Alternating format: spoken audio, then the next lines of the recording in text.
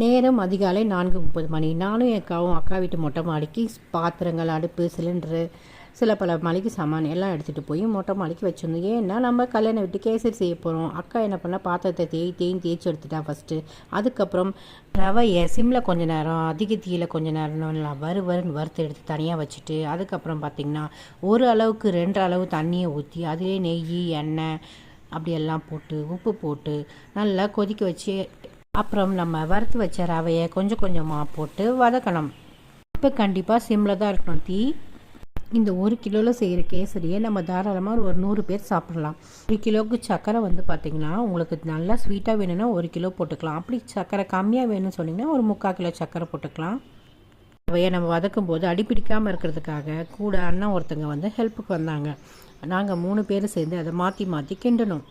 அதுக்கப்புறம் நாங்கள் ஒரு கிலோ சர்க்கரையை எடுத்து கொஞ்சம் கொஞ்சமாக கொட்டி கிளறிட்டு இருந்தோம். அண்ணனோட ஹெல்ப்போட 3 பேரும் சேர்ந்து அந்த கேசரியை கிண்டிகிட்டு இருந்தோம். சர்க்கரையை போட்டு கிளறும் போது தான் நம்ம அதிகமாக கட்டிப்படும். ஸோ அதனால் நம்ம சிம்மில் வச்சுட்டு கொஞ்சம் டக்குன்னு கிளறிடணும், கட்டிப்படாமல். சொல்ல மறந்துட்டேன், தண்ணியிலே நாங்கள் லெமன் கலர் எல்லோ பவுடர் போட்டுட்டோம். உங்களுக்கு வேணும்னா கேசரி பவுடர், க்ரீன் கலர் எது வேணால் போட்டுக்கலாம்.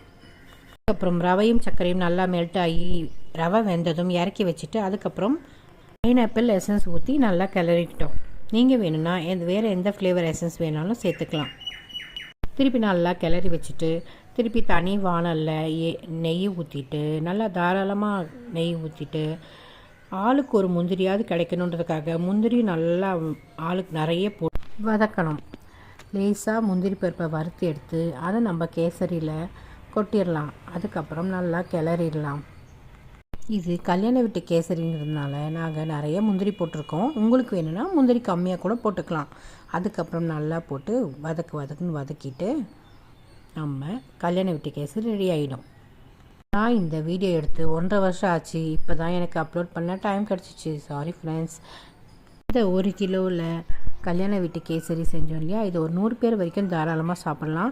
ரொம்ப கலர்ஃபுல்லான சூப்பரான டேஸ்டான கல்யாண வீட்டு கேசரி ரெடி ஆகிடுச்சு. இதை நம்ம வேறு ஒரு பாத்திரத்துக்கு ட்ரான்ஸ்ஃபர் பண்ணிக்கலாம்.